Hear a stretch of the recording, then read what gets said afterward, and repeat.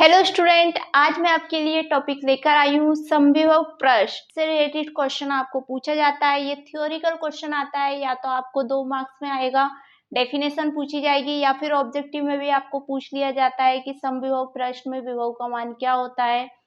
तो आपको पता होना चाहिए समविभव प्रश्न क्या होता है। ठीक है, तो आज मैं बताती हूँ आपको कि समविभव प्रश्न होता क्या है।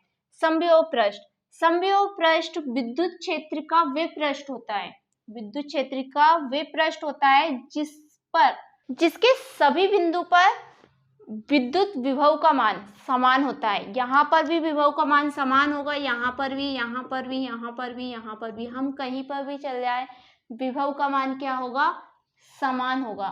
तो यही समविभव पृष्ठ कहलाता है। विद्युत क्षेत्र का वे पृष्ठ जिसके प्रत्येक बिंदु पर सभी बिंदु पर विभव का मान समान रहता है, उसे समविभव पृष्ठ कहते हैं।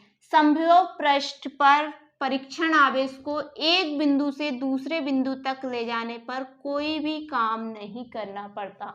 क्यों नहीं करना पड़ता? क्योंकि विभव का मान समान है, इसलिए W की कोई भी वैल्यू नहीं आती है। यहाँ पे W इक्वल टू हमेशा 0 होता है, ये याद रखना। ठीक है, यही इसकी डेफिनेशन है कि समविभव पृष्ठ विद्युत क्षेत्र का वे पृष्ठ होता है जिसके प्रत्येक बिंदु पर विभव का मान समान होता है। समविभव पृष्ठ के संपूर्ण पृष्ठ पर विभव का मान समान होगा और समविभव पृष्ठ के अंदर परीक्षण आवेश को एक बिंदु से दूसरे बिंदु तक ले जाने में कोई भी कार्य नहीं करना पड़ता है।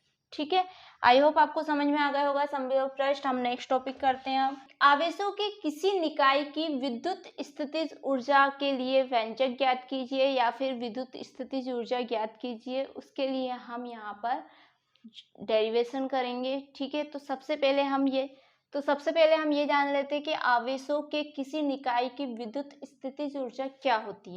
आवेशों के निकाय की विद्युत स्थितिज ऊर्जा उस कार्य के बराबर होती है जिस कार्य को करने में किसी भी परीक्षण आवेश को अनंत से लाने में करना पड़ता है। मतलब अनंत से किसी भी परीक्षण आवेश को विद्युत क्षेत्र के अंदर लाने में जितना कार्य करना पड़ता है उसी को ही विद्युती स्थितिज ऊर्जा कहते हैं। ठीक है, तो यहाँ पर हम डेरिवेशन कर लेते हैं। सबसे पहले तो यहाँ पे हम ले लेते हैं 2 बिंदु, ये होगा हमारा A और ये होगा B। इस पर मान लीजिए हमारा है Q1 और इस पर है Q2। इनके बीच की दूरी ले लेते हैं हम R। तो क्या होगा, आवेशों के किसी निकाय की विद्युत स्थितिज ऊर्जा उस कार्य के बराबर होती है जो कि अनंत से किसी धनावेश को लाने में कार्य किया जाता है। ठीक है, उस कार्य के बराबर होती है। तो यहाँ पर हम सबसे पहले लिख लेंगे कि AB 2 बिंदु है जिसमें प्लस Q आवेश तथा प्लस Q1 तथा प्लस Q2 आवेश है जिनके बीच की दूरी R है। ठीक है, अब मान लीजिए कि जो Q2 है वो बिंदु B पर ना होकर अनंत पर है, तो Q1 के कारण बिंदु B पर विद्युत विभव क्या होगा, प्लस Q1 आवेश के कारण बिंदु B पर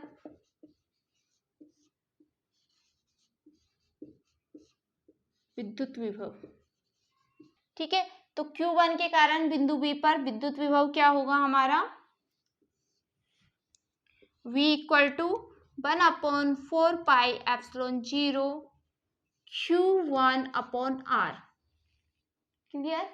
अब यहाँ पर देखिए, ये Q1 आवेश के कारण बिंदु B पर विद्युत विभव निकला है हमारा। इसी तरीके से हम यहाँ पर निकालेंगे, इसको नाम दे देंगे इक्वेशन 1।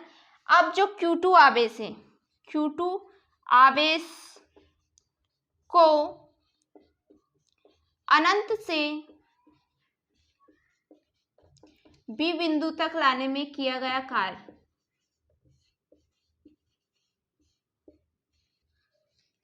क्या होगा, W इक्वल टू Q2V।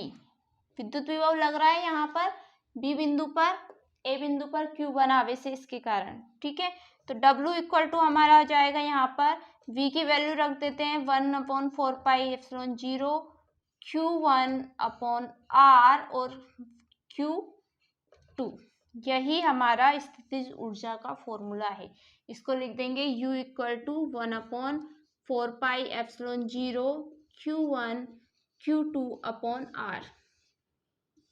तो देखा कितना इजी था ये सॉल्व करना। सिर्फ हमें क्या करना है, बिंदु बी पर विद्युत विभव निकालना है, फिर Q2 को अनंत से लेकर आने में जो कार्य करना पड़ रहा है उसे लिख देंगे और दैट्स इट, सॉल्व हो जाएगा।